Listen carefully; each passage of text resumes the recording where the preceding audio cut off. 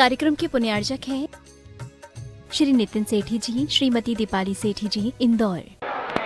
जय श्री ओम नमः सिद्धेभ्यः। जय श्री ओम नमः सिद्धेभ्यः। सर्वमंगलमांगल्यं सर्वकल्याणकारकं प्रधानं सर्वधर्माणां जैनं जयतु शासनम्।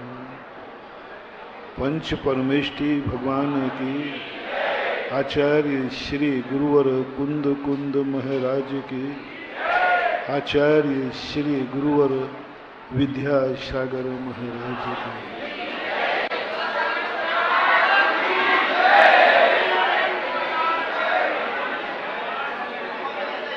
अपना प्रसंग चल रहा है दैनिक श्रृंखला में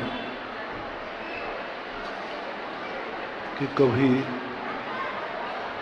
ये धारणा मत बनाना जो दुखदाई है वह अहितकारी है। यह धारणा भी मत बनाना जो सुखरूप नजर आ रहा है वह सुखरूप ही है। ऐसी धारणा बनाना हमारी बहुत बड़ी भूल हो सकती है और आज तक हमारी भूल यही हुई है कि हमें हमारे मन को, हमारी इंद्रियों को जो अच्छा लगा हमने उसी को सुख मान लिया और दुख के समुद्र में गिर चुके। जो मुझे अच्छा लगा वो मैंने किया, ये धारणा मान के किया कि जब अच्छा लग रहा है तो उसका फल भी अच्छा ही होगा। लेकिन नीति कहती है कि अच्छे का फल कभी कभी इतना बुरा होता है कि वो अच्छाई का आनंद तो क्षण भर का रह जाता है और दुख जन्म जन्म का हो जाता है। इसलिए तुम्हारी जिंदगी में कभी भी जो तुम कर रहे हो, जो तुमने किया है, उसमें यदि ऐसा महसूस हो रहा हो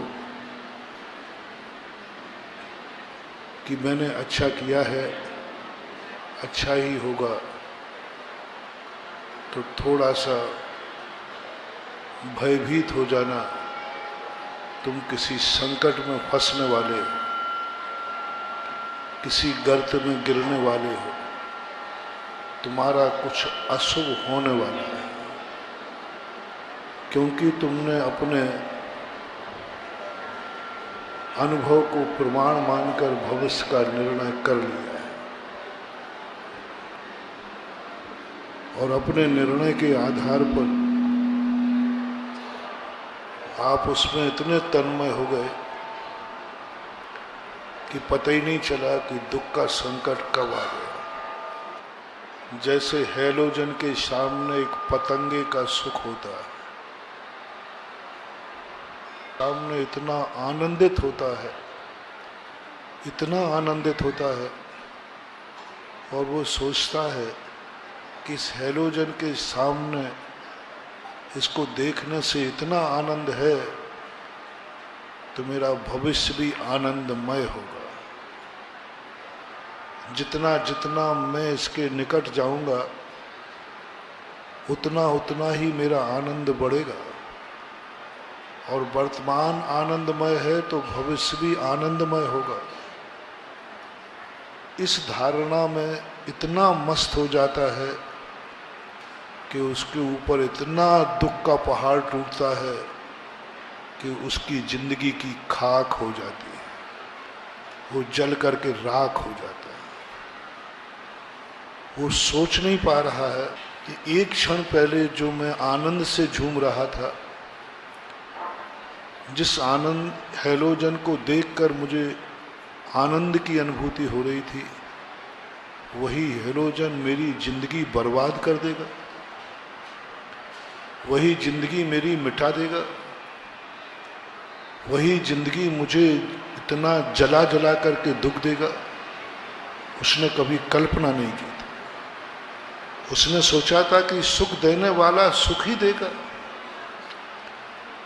जो आज सुख दे रहा है कल भी सुख देगा। ये मिथ्या धारणा उसकी जब दुख का ऐसा दर्शन हुआ कि वो दुख से उबर नहीं पाया, मरना पड़ा। संसार की स्थिति ऐसा ही है। जिन जिन को तुम सुख का साधन मानते हो, सावधान रहना, वे दूसरे क्षण तुम्हें इतना दुख दे सकते हैं कि आंसुओं की धारा रुकेगी नहीं। एक क्षण पहले हमें उसी से सुख मिल रहा है और एक क्षण बाद वही हमें दुख दे देता है। जो जो आयतन हमने सुख के लिए खड़े किए, वही हमें दुख के कारण बन जाते हैं। महाराणा प्रताप ने चित्तौड़ का किला बनाया था सुख के लिए, बहुत सुख पाने के लिए बनाया था। और बड़े जब किले का उद्घाटन हुआ तब उनको इतना आनंद आया, इतना सुख हुआ कि अपने परिवार से कहते हैं कि बस मेरी जिंदगी का सर्वोच्च सुख मिल गया, मेरा 7 परकोटे का किला बन गया जो अभेद्य है। महानुभाव, मैं उस किले पे जाके आया हूँ, वहाँ का इतिहास पढ़ा। वही किला उनके लिए इतना दुखदाई बना, इतना दुखदाई बना, मरते दम तक उसी किले के दुख के लिए रोते रहे। जिस दिन उस किले पर दुश्मन ने कब्जा किया, राणा प्रताप बाहर थे, दुश्मन अंदर था। एक एक दीवार उनको लिए दुख दे रही है, जो सुख दे रही थी। जब किले के अंदर थे तो वही दीवार सुख का कारण थी, और जब किले के बाहर आ गए तो वही दीवार दुख का, क्योंकि वो अंदर नहीं जाने देंगे। उनको मालूम है कौन कितनी मजबूत है। और अंत में वो उसी किले की ध्यान करते करते 57 साल की उम्र में दिवंगत हो गए, अंतिम वेदना के साथ में। घाव की वेदना नहीं थी उनमें, चित्तौड़ की वेदना थी। महानुभाव, इन कथानक को इसलिए स्मृति तुम्हें दिला रहा हूं, कहीं तुम्हारी हर सुख की इबारत कल तुम्हें दुख का कारण न बन जाए। कहीं तुम्हारा किया हुआ महल तुम्हारे बेटों को दुश्मनी का कारण न बन जाए। कहीं तुम्हारी कमाई हुई धन राशि बेटों को एक दूसरे का खून का प्यासा न कर दे। तुमने बनाया है, मैंने देखा है ऐसा कि पिता ने बहुत बड़ा महल बनाया, बहुत अच्छी हवेली बनाई, अंत में वही हवेली ने बेटों को एक दूसरे का दुश्मन बना दिया और दोनों एक दूसरे को कोर्ट में घसीटने को तैयार है। पिता ने किस लिए बनाया था कि अच्छा महल बन गया, मेरे बेटे सुख से रहेंगे, लेकिन वही बेटे एक दूसरे को दुख दे। कई बार तो पिता के लिए दुख होता है, बना लेते हैं वो स्वयं, और बेटे उनको इतना दुख दे देते हैं उसी कारण। किसी भी कृति को करने के पहले उसका त्रिकाली स्वभाव समझो। क्या भविष्य में भी ये सुख का कारण बन पाएगा? जिस बेटे को मैं गोदी में खिला रहा हूं, आज मुझे सुख दे रहा है, क्या यह बेटा मेरी अंतिम श्वास तक मुझे सुख दे पाएगा? जिस बहू को मैं गाजे बाजे के साथ ला रहा हूँ सुख के लिए कि अब घर में बहू आ जाएगी, क्या यह बहू घर में आने के बाद सुख दे पाएगी या स्वर्गमयी इस घर को नरक बना देगी? कई लोगों के घर स्वर्गमय होते हैं और कभी किसी ऐसी नारी का प्रवेश हो जाता है कि वो घर क्या बन जाता है? नरक। पतंगे के समान सुख का कारण दुख का कारण बन गया। पतंगे के समान वही चीजें जिन चीजों को हमने कमाया था। एक कोटा में घटना घटी थी। धन को उसने बड़ी लगन से कमाया, बड़ी मेहनत से कमाया, बड़ा गर्व था उसे अपने आप। वो जिस धंधे को हाथ लगाता था उसी में उसकी फतेह होती थी। दिन दूना रात चौगुना फलता फूलता था और उसे अपनी अकल पर गर्व था, अपने हाथों पर गर्व था कि मैं जिस कार्य में हाथ डालूंगा सफलता ही सफलता है, और मिलती थी। वो कभी डर नहीं खाता था।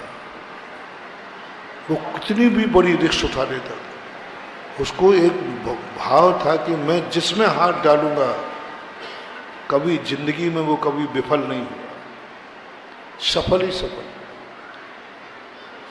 ऐसे डेंजर कार्य करता है जो दूसरे लोग करें तो बर्बाद हो जाए और वह करता तो आबाद हो जाए।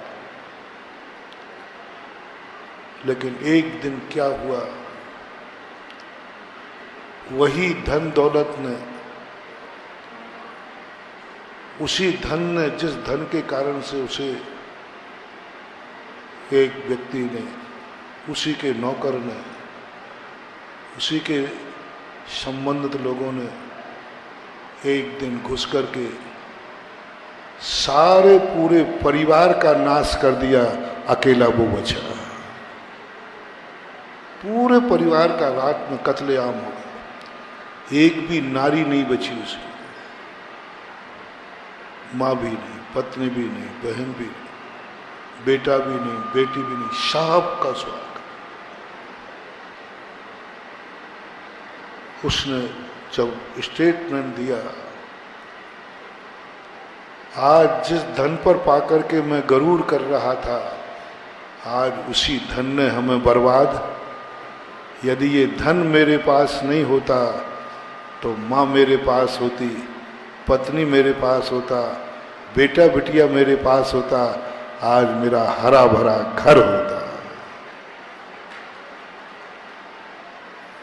आज जिसको मैंने पुण्य माना था, जिसको मैंने बड़ा पुण्य कर रहा था कि मैं कितना पुण्यवान हूं, जिस कार्य में हाथ डालता हूं माटी भी, आज उसी सोने ने क्या कर दिया? घर में चिराग नहीं रहा जला, घर में कोई बाती लगाने वाला नहीं, कोई पुकार, ओनली वन पीस, अकेली शक्ति बची। उस दिन उससे पता चला कि संसार का हर वैभव हेलोजन के समान है। मैं तुम्हें सचेत कर रहा हूं, तुम पतंगे बन करके मत मरनाना, नहीं तो सावधान। हेलोजन को तो हम कुछ कर नहीं सकते, लेकिन पतंगे को जरूर समझा सकते हैं। हेलोजन तो जड़ है, हेलोजन तो पर है, लेकिन तुम तो हमारे हो, इसलिए मैं अपने भक्त रूपी पतंगों को समझा सकता हूं कि हेलोजन में इतने आनंदित मत हो जाना कि तुम्हें इसे भविष्य का दुख का सागर दिखे ही नहीं। हर सुख के पीछे देखो, कहीं दुख का सागर तो नहीं लहरा रहा है। हर सुख के पीछे सोचो कि इसका साइड इफेक्ट क्या है। सुख भोगने के पहले सोचो कि इसके पीछे का हस्त्र क्या है। मैं सुख के लिए मना नहीं कर रहा हूं, बस थोड़ा सा ये सोचने के, थोड़ा सा 5 मिनट रुकना, इस सुख के बाद इसका फल क्या है, क्या होगा इसका, क्या क्या हो सकता है इसका, कितने साइड इफेक्ट हो सकते हैं इसके। बस उन साइड इफेक्टों का इंतजाम कर लेना, फिर मेरा तुम्हारे लिए आशीर्वाद है। मैं सुख के लिए मना नहीं कर रहा हूं, उस साइड इफेक्ट का इंतजाम कर लेना। यदि चोर घुस आया तो क्या मैं अपने आप को बचा पाऊंगा? क्या ये हेलोजन का स्पर्श हो गया तो क्या मैंने कोई ऐसा फायर प्रूफ शक्ति अर्जित कर ली है?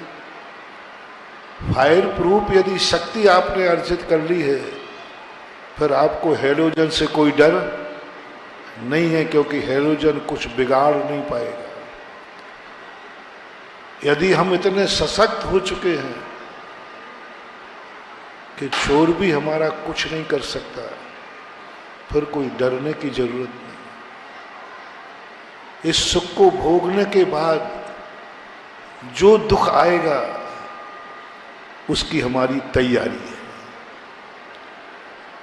बस तुम जो कुछ करते हो करो।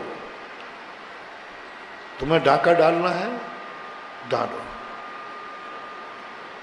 डाका डालने के बाद जो हश्र होगा उसकी क्या तैयारी है? डाका डालने की तो तैयारी है आपकी पक्की है। 2 नंबर के काम करने की तैयारी है, पक्का है। लेकिन पकड़े गए तो फिर क्या तैयारी है? देखो, मैं थोड़ा सा अलग ढंग का सोच रखता हूं। मैं तुम्हें किसी से मना नहीं करता, मैं तुम्हारी हाँ में हाँ मिला देता हूं। तुमने कहा महाराज जी मुझे इसका मर्डर करने का भाव हो रहा है। अच्छा, कोई बात नहीं। कोई भक्त मेरे से कहे महाराज जी मुझे इसके मर्डर करने का भाव हो रहा है, कोई बात नहीं, हो गया भाव तो हो गया। दुनिया में कुछ बुरा तो है ही नहीं, मारने के भाव है तो अच्छी बात है। तो महाराज तैयारी करूं? अरे तू तो तैयार पहले ही से, तेरा भाव करना बता रहा है कि तेरी तैयारी है। बस मैं इतना ही पूछता हूं कि उसके मरने के बाद उसके परिवार की जो बद्दुआ मिलेगी उसको झेलने की क्या तैयारी है? उसकी जो बद्दुआ मिलेगी, बच्चा अनाथ होगा, मां निपुती होगी, पत्नी विधवा होगी, और जो उस घर की चीख होगी, क्या उस चीख को सहन करने की कोई तैयारी की है? पर मैंने मना तो नहीं किया ना मर्डर करने का। कितना बढ़िया साधु हूं, आपकी हाँ में हाँ मिला रहा। और क्या चाहते? बस मुझे ये बता दो कि ये तैयारी है तो मैं आशीर्वाद दे दूं। दूसरा, धारा 302 में तुम जेल में जाओगे, और तुम जेल में जाओगे, तुम्हारे परिवार का तुम्हारे पीछे क्या होगा उसकी क्या तैयारी है? उसकी क्या तैयारी है? उसके संबंध में क्या सोचा है? पहले इसकी तैयारी करो। फिर जो तुम्हें कर्म का बंध होगा कि तुमने आज किसी को मारा है तो तुम्हें भी कोई ना कोई मारेगा, उसकी क्या तैयारी है? उसकी क्या तैयारी? मारने की तैयारी तुम्हारी है ना? वो तो है, पक्का है। हाँ महाराज वो तो है आपको बताने की। लेकिन जब तुम्हारे लिए इसका कर्म का फल मिलेगा, जब कोई तुम्हें मारने आएगा तो तुम्हारे बचने की क्या तैयारी है, कोर्ट से निपटने की क्या तैयारी है, जेल में रहने की क्या तैयारी है, और जो परिवार का नाश होगा उसकी क्या तैयारी है, इज्जत धूल में मिलेगी उसकी क्या तैयारी है, महाराज तुम्हारे हाथ का हार नहीं लेगा उसकी क्या तैयारी है, मंदिर में भगवान का अभिषेक नहीं कर पाओगे उसकी क्या तैयारी है, जन्म जन्म तक किसी को मुंह नहीं दिखा पाओगे उसकी क्या तैयारी है। इतनी सारी तैयारी कर लो, मौका दे दो, करो तैयारी, कांप जाएगी आत्मा। तुम कहोगे महाराज जी इतनी सारी तैयारी करूंगा तब कहीं मार पाऊंगा, इसलिए महावीर स्वामी का भक्त कहता है भगवान मैं मारने का त्याग करता हूं, न झगड़ा टंका एक न रहना एक न देना। इतनी तैयारी करना पड़ेगी, एक जीव को मारूंगा उसके बाद मेरे ऊपर इतनी चीजें आएंगी, उसकी तैयारी। ठीक है जियो और बस यही ठीक है। साइड इफेक्ट सोचो तत्व समझ में आ जाएगा,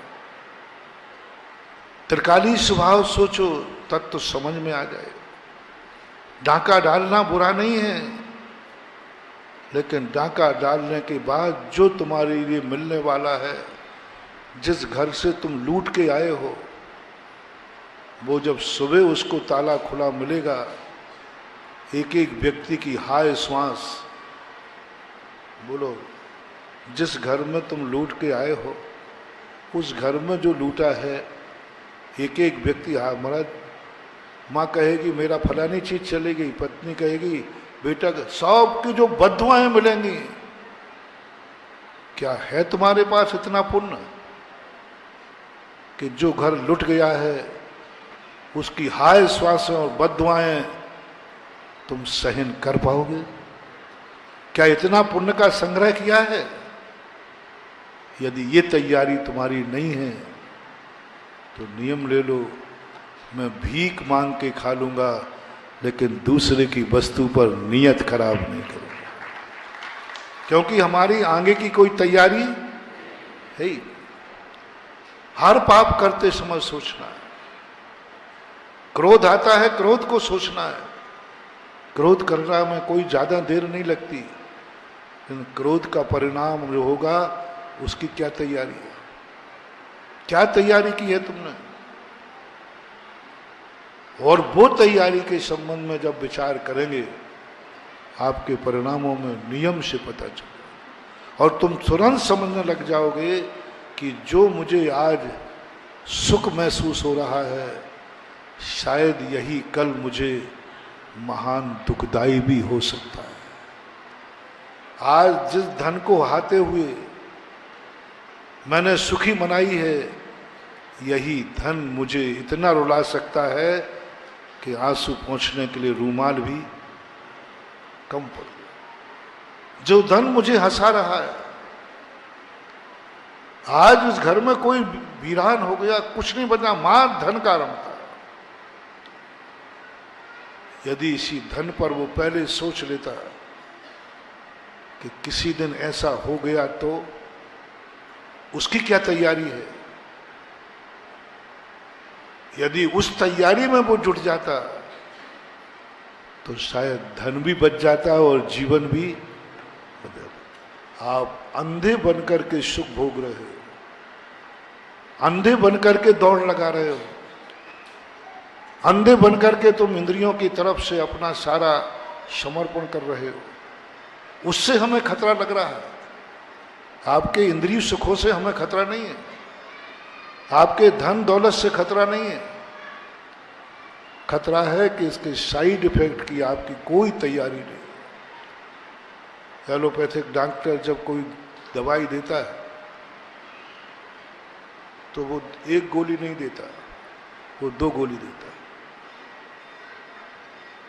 वो एक तो देता है बीमारी दूर करने के लिए, और जो भी गोली बीमारी दूर करने के दी है उससे साइड इफेक्ट हो सकता है, वो ना हो पाए तो एक गोली और देता है। मैं डॉक्टरों से पूछता था, भाई आप ज़्यादा गोलियां क्यों लिखते हो?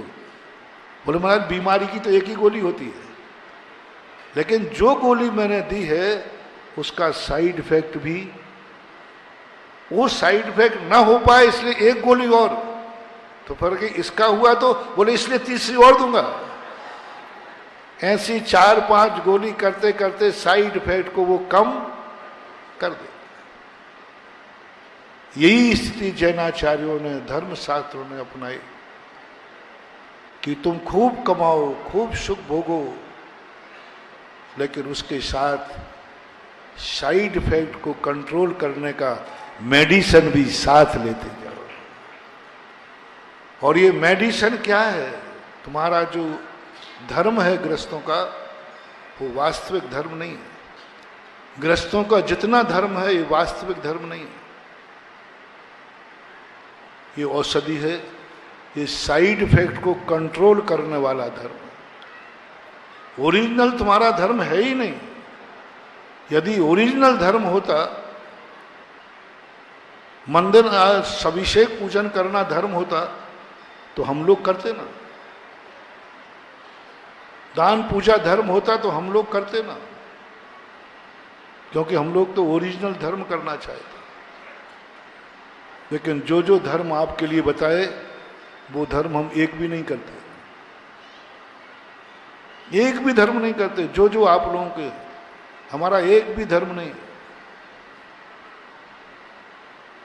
क्योंकि आपके जो धर्म है वे धर्म है ही नहीं। वो तो दवाई है, वो तो औषधि है, वो तो बीमारी को दूर करने का साधन है। धर्म तो स्वस्थ व्यक्ति करता है, जिसके पास किसी प्रकार का पाप नहीं, मन में नहीं, वचन में नहीं, काया में नहीं, कृत में नहीं, कारत में नहीं, समरम में नहीं, समारंभ में नहीं, आरंभ में नहीं, किसी प्रकार का मर्ज नहीं है, वे ओरिजिनल धर्म करते हैं, जिसे मुनि महाराज कहते हैं।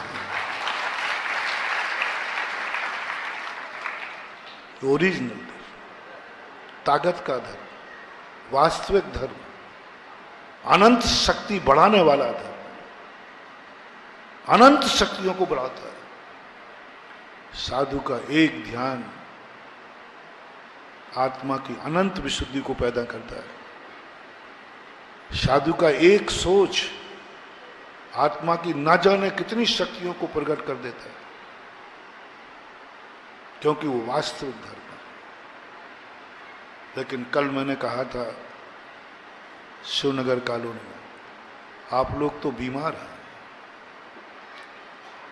आप लोग तो बहुत बीमार हैं, और बीमार व्यक्ति को टॉनिक की दवाई नहीं दी जाती। कल कहा था ना, कल जिन्होंने सुना हो, बुखार चढ़ा हो उस समय ताकत की दवाई दे दे तो मर जाएगा वो। तो डॉक्टर बैठे हो वे समझ रहे हो। मरीज कहता है डॉक्टर साहब बीमारी तो है ही, कमजोरी। बोले पहले बीमारी दूर कर तब टॉनिक। बीमारी है तो टॉनिक कभी नहीं पीना, कभी शक्ति की दवाई नहीं खाना, नहीं तो बीमारी और बढ़ेगी। इसलिए डॉक्टर सबसे पहले बीमारी दूर करता है, और जब स्वस्थ हो जाओगे तो फिर ताकत की दवाई होती है। गृहस्थ को कभी स्वस्थ होना ही, इसलिए तुम्हें ताकत की दवाई मिलना है। और कल मैंने कहा था बीमारी की दवाई कड़वी होती है और ताकत की दवाई मीठी होती है। जितने टॉनिक होते सब मीठे होते। डॉक्टर एक ढक्कन का कहे पट्टा 2 पी जाता है, टॉनिक है ना टॉनिक। और दवाई का कहे तो एक ढक्कन कहे तो आधा ही पीता है, आधा तो बीमार है। तो ग्रस्त के लिए जैनाचार्यों ने कहा इनको टॉनिक मत देना, इनको पहले बीमारी दूर कराओ। और जितनी तुम्हारी दवाइयां हैं वे सब कड़वी हैं, कष्टदायी हैं, मेहनत की हैं, प्रवृत्ति की हैं, हर चीज में कष्ट है। व्यवहार का जितना धर्म है वो सब कष्टदायी होता है। व्यवहार धर्म में कभी भी आनंद की अनुभूति नहीं होती। दवाई जैसे मन मार के खाता है, ऐसे ही सम्यक दृष्टि व्यवहार को मन मार के करना पड़ता है। यदि नहीं करेगा तो बीमारी और बढ़ेगी। आप लोगों के बीच में कई ऐसे समय सार पड़ने वाले कंजाइस्टों ने व्यवहार की दवाई खाना बंद करके निश्चय का टॉनिक पी लिया, वे ना इधर के रहे और ना उधर के रहे, ना वे श्रवण रहे ना श्रावक रहे, बुरी तरह मरते हैं। मरने को भी पुण्य हासिल नहीं, क्योंकि जिंदगी भर पुण्य को गालियां दी है, पुण्य है कहा है, पूजा पाठ है कहा है। और जो आर्ष परंपरा का श्रावक होता है, सबसे पहले उसको कहा तुझे कौन सा धर्म करना है? धर्म नहीं करना है, तुझे औषधि लेना है, दान पूजा मुखो सावो धम्मो। अब दान जो तुम देते हो, झूठ मत बोलना, पहले अच्छी सही सही बोलना। दान देते समय दो धर्म बताए जाएं, एक बिना दान का और एक दान का, तुम कौन सा पसंद करोगे? अंदर से बोल रहा था, घबराओ, मतलब बिना दान क्या करेंगे? दान तुम देते नहीं हो, देना पड़ता है, क्योंकि तुम्हें गुरु ने बता दिया दान रूपी दवाई खाए बिना तेरा परिग्रह रूपी पाप की बीमारी दूर नहीं हो। डॉक्टर ने कहा ये दवाई साहब, डॉक्टर साहब कड़वी है, बोले खाना पड़ेगी। तो खाते हो कि नहीं? खा नहीं रहे हो, खाना, क्योंकि उसके बिना कोई उपाय। इसी प्रकार से धन संचय करने का जो साइड इफेक्ट होने वाला है, जो दुख मिलने वाला है, बहवारंभ परिग्रहत्वम नारकस्य ऐसा। हम लोग बड़े आदमियों के पीछे क्यों पड़े रहते हैं? गरीबों को बड़ी तकलीफ होती है। महाराजों को बड़े आदमियों के लिए भी टाइम है, बड़े आदमियों के आहार को जाएंगे, बड़े आदमियों से बोलेंगे। गरीबों की तरफ तो कौन सी आंख से नहीं, फूटी आंख से नहीं देखते, सुहाते ही नहीं। करें क्या? हम साधु हैं ना, हम साधु हैं ना। दो व्यक्ति जा रहे हैं कहीं कीचड़ में, और दोनों में से गिरने की संभावना है। एक व्यक्ति वजन रखे हुए है और एक खाली हाथ है। दोनों में से एक की सहायता करना पड़े तो किसकी करना चाहिए? थोड़ा आप लोग जोर से बोल दो। वजनदार। तो बड़ा आदमी वजनदार है, गरीब खाली है, मैं किसकी सहायता करूं? क्योंकि नरक जाने की संभावना उसकी ज्यादा है। तुम लोग नहीं समझ पाते साधु का अंतरंग। नरकों में आज तक कोई गरीब नहीं मिला, सब सेठ ही सेठ मिलते हैं। जितने नरकों में पड़े धनवान पड़े, कोई भिखारी की कथा मैंने आज तक नहीं पढ़ी कोई भिखारी किसी नरक में पड़ा है। भिखारी कभी नरक में नहीं मिला। मैंने बहुत खोजा शास्त्रों में, किसी एक आध भिखारी को नरक मिला हो। लेकिन जितने नरकों में देखे, सब बड़े बड़े नगर सेठ देखे जिनके सोने की लंका थी। संसार का सबसे बड़ा धनाढ्य आदमी कौन था? वो कहां है? वो गरीबो, तुम तो नरक जाओगे भी तो नहीं, कहीं बाहर भाग गया। महाराज के तो पास क्या, तो नरकों के दरवाजे से भी भगा दिया जाएगा। और बड़े आदमियों को हर दरवाजा खुला है भैया, हर दरवाजा खुला है। नरक का सबसे पहले दरवाजा किसी को खुलता है तो बड़े आदमी, उसके नरक जाने की संभावना ज्यादा है, दुर्गति जाने की संभावना ज्यादा है। उमा स्वामी महाराज ने कहा, किसको उपदेश दोगे, किसको संभालने जा रहे हो? वहवारम परिग्रहत्वम नारकस्य। देखो इस नगर में सबसे बड़ा सेठ कौन है, सबसे बड़ा धनवान कौन है, सबसे बड़ा व्यापार किसका है? उस व्यक्ति को संभालो, क्योंकि ये नरक जाने के ज्यादा निकट है। तो मैं बड़े आदमी के पीछे नहीं पड़ता हूं, मैं एक आत्मा को नरक जाने से बचाता हूं। नरक जाने से बहवारम परिकृतम नारकशेषा। ये दान की परंपराएं ऐसे ही नहीं है, ये गरीबों के लिए नहीं बनाई दान की परंपरा, ये उन अमीरों को बनाई है जिस अमीरी के पीछे नरक का दुख सुखा है, उस पतंगे के समान। आज वो इतना धनवान है, इतना धनवान है, उसके पीछे साधु को वो नरक का दुख का सागर दिख रहा है, नरक के दुख का सागर।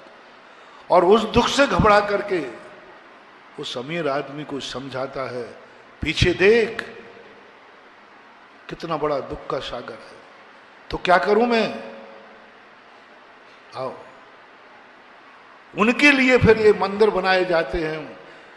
उन नरक जाने वाले लोगों को से चाहिए मुझे भूमि दान, क्योंकि वहां भूमि फोकट में भी नहीं मिलेगी। उनके चाहिए मंदिर, उनको चाहिए दान। जो पेट ही नहीं भर पा रहा है उनसे दान नहीं चाहिए, क्योंकि पेट भरने वाला कभी नरक नहीं जाता, पेटी भरने वाला नरक जाता है। तो ये दान धर्म नहीं है, दान तो उस परिग्रह के पाप का जो हास्य साइड इफेक्ट होने वाला है, उस साइड इफेक्ट की ये गोली है, साइड इफेक्ट्स को बचने का एक साधन है। और वो साइड इफेक्ट का जो गोली ले लेता है, बीमारी भी दूर हो जाती है और साइड इफेक्ट से भी बच जाता है। इसलिए तुम धन कमा रहे हो तो दान की गोली जरूर खाना।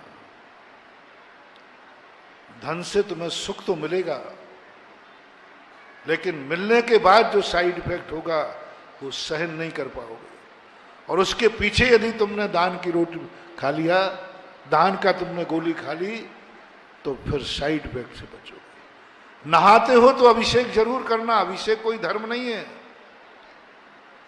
अभिषेक नहाने वाले से जो आरंभ परिग्रह करके तुमने मन वचन काय को गंदा किया है, उस गंदगी को धोने का साधन है। गंदगी के यदि नहाते हो, आरंभ परिग्रह करते हो, तो अभिषेक जरूर करना, क्योंकि जो आरंभ परिग्रह करके तुम सुख पाओगे और वो साइड इफेक्ट होगा, उस साइड इफेक्ट की गोली है भगवान जिनेन्द्र देव का अभिषेक। अब वो गोली तुमने खा ली तो सुख भी पा जाओगे और साइड इफेक्ट से भी बच जाओगे। इसलिए गृहस्थ का जितना धर्म होता है वो कष्टदायी दिखता है। इसमें क्या सुख मिलेगा, भविष्य में क्या सुख देगा जो वर्तमान में कष्ट दे रहा है।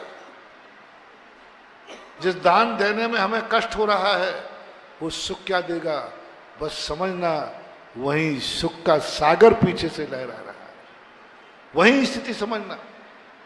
क्योंकि तुमने ये समझ लिया कि आज जो हमारे लिए दुख का कारण बन रहा है, इसका भविष्य देखो क्या है। जो दवाई आज खाने में कड़वी लग रही है, उसका भविष्य क्या है। दवाई वर्तमान में कैसी लग रही है, भविष्य क्या है, अच्छा है, भविष्य अच्छा है। तो मेरा कल के आज के प्रवचन का सारांश है कि वर्तमान में जो तुम्हें अच्छा लग रहा है वह भविष्य भी उसमें अच्छा हो, ऐसा कोई नियम, और वर्तमान में जो कष्टदायी लग रहा हो भविष्य भी कष्टमय हो, ऐसा कोई नियम नहीं है। वर्तमान की कष्टदायी वस्तु भावी में सुख दे सकती है, और वर्तमान में सुख देने वाली वस्तु भविष्य में मुझे दुख दे सकती है। इसलिए हमें ये पहचानना है कि नैमित्तिक धर्म से दूर मत हटो। ये बीमारी की दवाइयां लो, क्योंकि तुम बीमार हो, पाप से त्याग नहीं कर सकते। लाख उपाय करे गृहस्थी, पाप से रहित कभी ना थी, ना है और ना होगी। कोई भी कैसा भी सयाना हो, ये गृहस्थी काजल की कोठरी है, कैसो वो सयानो जाए पर लीक लागे पर लागे।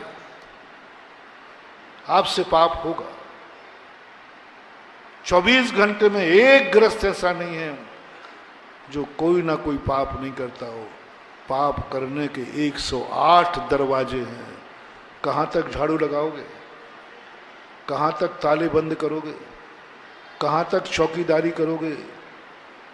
तुम अकेले हो, लुटने वाला अकेला है और लूटने वाले 108 हैं। 108 दरवाजे से लुटता है गृहस्थ। कभी मन से, कभी मन बिगड़ जाता है, कभी वचन से, कभी काया से, कभी कृत से, कभी अनुमोदना से, कभी समरंभ से, कभी समारंभ से, कभी आरंभ से। इनका परस्पर में गुणा करो तो 108 होते हैं। साधु के साथ 108 क्यों लगा देते हैं? साधु ने 108 दरवाजों पर चौकीदारी करने लगता है, इसलिए साधु 108 है। और तुम्हारे सारे दरवाजे 108 खुले पड़े हैं, किवाड़ भी नहीं है, सांकल कुंदा नहीं, चौकीदारी का तो एक भी दरवाजे पर चौकीदार नहीं। और साधु ने एक एक दरवाजे पर चौकीदारी कर रखी है। हर दरवाजे पर निगरानी है 24 घंटे। चलते समय, उठते समय, बोलते समय, देखते समय, खाते समय, एक 24 घंटे एक से एक ही कार्य है। हर दरवाजे पर निगरानी है। तुम कभी नहीं कर सकते। तुम एक दरवाजा संभालोगे, दूसरे से लुटोगे, दूसरा समझा लोगे, तीसरे से लुटोगे, आखिर शाम तक कहीं ना कहीं से तुम लुटी जाओगे। कहीं ना कहीं से पाप हो ही जाएगा, कहीं ना कहीं से हो जाएगा। सुबह निकले थे मन शुद्ध करके, काया को नहा करके, 16 के कपड़े पहन करके निकले थे घर से फुआरा के पास। बताओ, 16 का कपड़ा पहन करके कोई व्यक्ति जबलपुर के बाजार में निकले और शाम तक 16 का ही लौट आवे?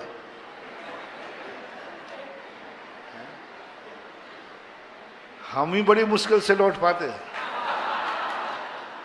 वो तो चारों तरफ से घेरा डल जाता है, इधर पुलिस लगती है, इधर वॉलंटियर लगते हैं, तब कहीं हम मंदिर से चौके तक 16 के जा पाते हैं। तुम्हारे हाल ही तो एक दिन कपड़ा करना, 16 के कपड़े पहनकर बाजार में निकलना और शाम तक बताना महाराज जी मैं 16 का हूं, है असंभव वाली बात। गृहस्थ कितना का भी 16 का हो जाए, शाम तक वो 17 का हो ही जाए। कहीं ना कहीं से अशुद्धि आ जाएगी, कहीं ना कहीं कोई मन अशुद्ध कर देगा परिणाम, कोई ना कोई वचन कान में आएगा, विकलित कर देगा, क्रोध दिला देगा। सोचा था आज गुस्सा नहीं करूंगा, लेकिन किसी ने ऐसा कान शब्द में कहा कि आत्मा तिलमिला गई। ऐसा कुछ देखने में आ गया। इसलिए आप ये कल्पना तो कभी करना नहीं। पूज्यवर शुभचंद्र महाराज ने स्पष्ट लिखा, आकाश के तारे जमीन पे आ सकते हैं, लेकिन गृहस्थ कभी अपने जीवन को निरोग नहीं कर सकता, स्वस्थ नहीं कर सकता, शुद्ध नहीं कर सकता। आकाश के तारे जमीन पे आ सकते संभव है, लेकिन गृहस्थ कभी शुद्धि को प्राप्त नहीं कर सकता और बीमार बना ही रहेगा। इसलिए आपको कोई ना कोई दवाई लेना है, और वो दवाई नैमित्तिक होगी, उपादान की नहीं। उपादान की दवाई ताकत की होती है और नैमित्तिक दवाई बीमारी को दूर करने की होती है। अब ये दो दवाइयां हैं। एक दवाई ताकत की है जो उपादान से निकलती है, आत्मा में से निकलती है, निश्चय से निकलती है, किसी मेडिकल पर जाने की जरूरत नहीं होती। और एक दवाई होती है नैमित्तिक, जो ताकत नहीं देती, बीमारी को दूर करती है, साइड इफेक्ट को दूर करती है, नकारात्मक शक्ति को दूर करती है, ऊपरी बाधाओं से बचाती है, बाहर के संघारों से बचाती है, बाहर के संघारों से, दूसरे की बददुआओं से बचाती है, लुटेरों से बचाती है, दुश्मनों से बचाती है, आग से बचाती है, पानी से बचाती है, हवाओं से बचाती है, एक्सीडेंट से बचाती है। जितने जितने नैमित्तिक कष्ट हैं उन सबको बचाने वाली दवा वाला धर्म है तो वो गृहस्थ का धर्म है, हमारा धर्म नहीं। हमारा धर्म कभी दुर्घटनाओं से नहीं बचाता। हमारे धर्म में कोई भी दुर्घटना से बचने का उपाय नहीं। हमें तो कहा तुम दुर्घटना को सहन करो, कोई भी उपाय नहीं दिया, परिचय सहन करो। कोई मारने आवे तो बचने का उपाय, कोई मारने आवे तो उसको निपटाने का उपाय। महावीर कहते हैं तुम्हें मारना नहीं है, मरना है। तुम्हें मारना नहीं है। साधु को देखो, बचने का कोई उपाय नहीं दिया, शस्त्र तो दिए ही नहीं, बचने के एक लूट जैकेट दे देते वो भी नहीं दी, और बिल्कुल ऐसा खुला खड़ा कर दिया कोई कहीं से भी मारे तो मार सकता है, कोई बचने का उपाय नहीं। हाथ पैर चलाऊं नहीं, मरो, मरना सीखो। उपादान शक्ति में मरने की कला सिखाई जाती है, मारने की नहीं, बचने की नहीं, बचने की कला नहीं है। जैन धर्म में दिगंबर जैन साधु को बचने का कोई उपाय नहीं है। जैन दर्शन में मात्र साधु को मरने की कला सिखाई जाती है, बचने की नहीं। बचाने की फिर भी सिखाई जाती है। देखो कैसा उल्टा है। महावीर स्वामी कहते हैं तू बचाने की कला सीख ले, बचने का कोई उपदेश नहीं है, तू मरना सीख ले, मरना सीख ले। कोई उपाय नहीं बचने का, कोई साधना नहीं, कोई मंत्र नहीं, कोई धर्म नहीं, बद परिचय सहन करो। सामने वाला गाली दे रहा है, बोले सुनो, गाली देना नहीं है, गाली सुनना, सुनने की कला सीखो। रोग परिचय, सारे परिचय जितने दिए, कोई भी साधन हमारे लिए नहीं दिया। गृहस्थ का जब कार्य आया तो गृहस्थ को जब उपाय दिए तो तुम्हें बचने का उपाय दिया, मुझे बचाने का उपाय दिया। दो व्यक्ति पहुंचे, एक मुनिराज एक श्रावक। तो मुनिराज को पीछे पकड़ा दी, जाओ तुम सारे जगत को बचाना, और तुम्हें तलवार पकड़ा दी, आए तो निपटा देना। किसने दिए? देने वाला एक था कि दो? एक ही ऋषभदेव थे। मुनि को पीछे दी, जाओ तुम बचाओ। श्रावक को तलवार दिया कि बचा सको तो ठीक, नहीं बचा सको तो निपटाओ। असी का उपदेश दिया, दोनों के भगवान हैं। क्योंकि गृहस्थ है, गृहस्थ अपने आप को बचाएगा। अपने को बचाने में यदि किसी को मारना पड़ेगा तो वो संकोच नहीं करेगा। विरोधी हिंसा का तुम्हारा त्याग नहीं है। तुम अपने कार्य सिद्ध करोगे, कोई जीव बीच में आएगा तो आप उस सिद्धि के लिए उसको अलग करने का उपाय, यहां तक कि उसके प्राण लेकर के भी आप अपने आप को बचाओगे। विरोधी हिंसा का अर्थ ही होता है। और ये छूट जब आपको दी गई, कितनी बड़ी छूट देगी? आपको मारने तक की छूट दे दी, प्राण बचाने में चोरी तक की छूट दे दी, तुम्हें बचाने के लिए झूठ बोलने की छूट दे दी, तुम्हें जीवन रक्षा के लिए परिग्रह को संग्रह करने की भी छूट दे दी। परिग्रह पाप है, तुम्हारे लिए पाप नहीं, बोले कमाओ। आचार्य महाराज ने लिखा ना मूक बाटी में, वह साधु कौड़ी का नहीं जिसके पास कौड़ी भी है, लेकिन वह श्रावक कौड़ी का नहीं जिसके पास कौड़ी भी ना हो। यानी तुम्हारे लिए धन दौलत कमाने की बात कह दी और पाप है, बोले चलेगा, लेकिन इसके साथ में जो दूसरी गोली दी, ये तो आपने सुन लिया, याद भी रहेगा ये बात कि महाराज ने कहा था कभी किसी को निपटाना पड़े तो। महाराज याद हो गया। कितने बार कहा मैंने, कभी यदि तुम्हारी जिंदगी में ऐसा मौका आ जाए कि सामने रोटी रखी है, वो देने वाला नहीं है, चोरी कर लो तो मिल जाएगी, तो कर लेना। याद हो गया कि यदि कोई वस्तु चाहिए पड़े, चोरी करना पड़े तो कर लेना। याद हो गया ना।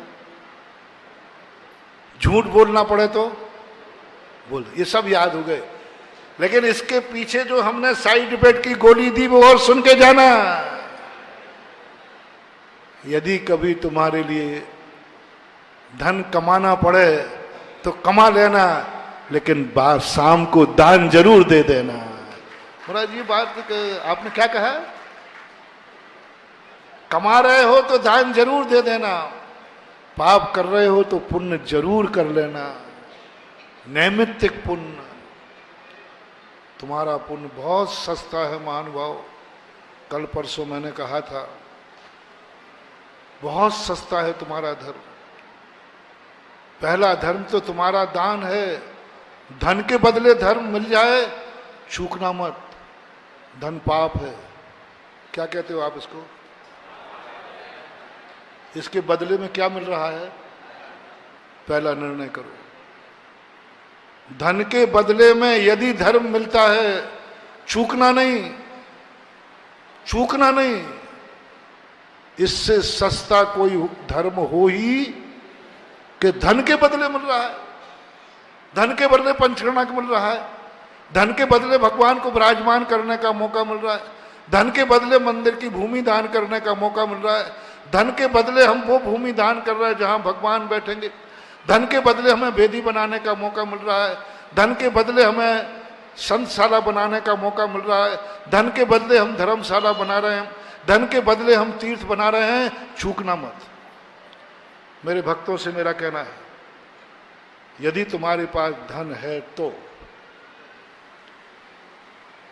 इसके बदले में यदि तुम्हें धर्म मिलता है, इसके बदले में तुम्हें भगवान मिलते हैं, इसके बदले में तुम्हें मंदिर मिलता है, इसके बदले में तुम्हारे नगर में मंदिर बन जाएगा, इसके बदले में तुम्हारे मंदिर में भगवान आके विराजमान हो जाएंगे, इसके बदले में साधु संत आकर के यहाँ चतुर्मास करने लग जाएंगे, इसके बदले में यात्री आकर रुकेंगे, इस धन के बदले में एक तीर्थ का निर्माण हो सकता है।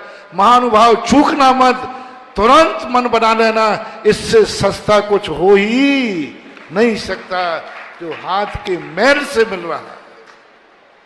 भगवान का पंचकर्णक करूंगा 100 धर्मेंद्र, किसके बल पर? बोली लग रही है, धन के बदले पे मिल रही है, धन के बदले पे मिल रही है, हाथ के मैल पर 100 धर्मेंद्र की बोली, हाथ के मैल पर कुबेर की बोली, हाथ के मैल पर जब भी तुम्हारे मन में आए, आज का मंत्र याद कर लेना, आज का मंत्र याद कर लेना। इससे बड़ा सस्ता धर्म दुनिया में ना था, ना है, ना रहेगा। और ये भूदान की परंपरा अभी राजस्थान के अंदर चौलेश्वर क्षेत्र में एक छोटा सा स्थान है, वहां भूदान, जब तुम्हें मालूम है कि मेरा हाथ छोटा मोटा तो है नहीं, उन्होंने सोचे महाराज 2-4 बीघा जमीन की बात होगी। मैंने कहा मैं जब ही आशीर्वाद दूंगा जब 100 बीघा जमीन भूदान में आएगी। आ गई, ठाठ से क्षेत्र बन रहा है। और यहां भी मैंने कहा है कि ये मंदिर का विस्तार होना चाहिए, और इतना विस्तार हो कि जबलपुर में दूसरा मंदिर ना हो। हनुमान तालु गिनती में नहीं लेना, वो मंदिर नहीं है, वो तो तीर्थ है, शासनोदय तीर्थ है। लेकिन मंदिर का एक ऐसा रूप बनने का भाव, जिन लोगों ने भूदान सुबह 8 पौन घंटे के अंदर 51 लोगों की घोषणा थी, 38 या 40 नाम घोषित हो गए। तब मैंने कहा भगवान, आप 11 साल से ये लोग आपको गीला कर रहे हैं, फोकट में नहीं कर रहे। 11 साल से आपके कानों को बहरा कर रहे हैं, फोकट में नहीं कर रहे हैं। कुछ कमा भी रहे हैं तो कुछ, हाँ, और 11 साल से तो कमाया ही कमाया है। और मैंने तो सीधा कह दिया, जिन जिन लोगों ने वृद्धि प्राप्त की है, जिन जिन लोगों ने इस मंदिर बनने के बाद जो तुम्हारी पोजीशन थी, उस पोजीशन से यदि तुम प्लस में गए हो, तो जो जो प्लस में गए हैं उनको 2 लोगों की कोई ना कोई एक तो आएगा। या तो चंद्रप्रभु भगवान को सीधा हिसाब दे दो, नहीं तो फिर नरेंद्र मोदी तो है ही। और नरेंद्र मोदी मांगेगा तो डंडे के बल पर मांगेगा, जिसका हिसाब भी नहीं लोगे। और चंद्र प्रभु को दोगे तो श्रद्धा के बल पर मांगेगा, आशीर्वाद भी मिलेगा, धर्म भी मिलेगा, दान भी मिलेगा, पुण्य भी मिलेगा। और ये मान के दो कि प्रभु तेरी छाया में मैंने कमाया है, मेरा है क्या? तेरी छाया में तुझे नमोस्तु करके जाता था व्यापार के लिए, तेरा अभिषेक करके जाता था व्यापार के लिए, तेरी माया थी, तेरा आशीर्वाद है, तेरी छाया में रह करके मैंने कमाया है। और जो मैंने कमाया है वो सब तेरा ही है। आज जब जब मुझे जरूरत पड़ी तेरे से आशीर्वाद लिया है, आज तेरे को मेरी जरूरत है, सारी तिजोरी समर्पित है। राणा प्रताप को भामाशाह ने क्या कहा? राणा साहब, जब जब मुझे जरूरत पड़ी हमने राज दरबार में आकर के धन दिया, आज राजा को जरूरत है, मेरा सारा धन तुम्हें समर्पित है। भामाशाह बनो। जब जब तुम्हें जरूरत पड़ी तुम नारियल लेकर चंद्रप्रभु भगवान के पास आए। आज भगवान को जरूरत है, तुम ऐसे आ जाओ, भगवान तू मेरे लिए है तो मैं तेरे लिए हूं। ऐसा परिणाम करके नैमित्तिक धर्म की बात कही महावीर भगवान की। इस कार्यक्रम के पुण्यार्चक थे श्री नितिन सेठी जी, श्रीमती दीपाली सेठी जी, इंदौर।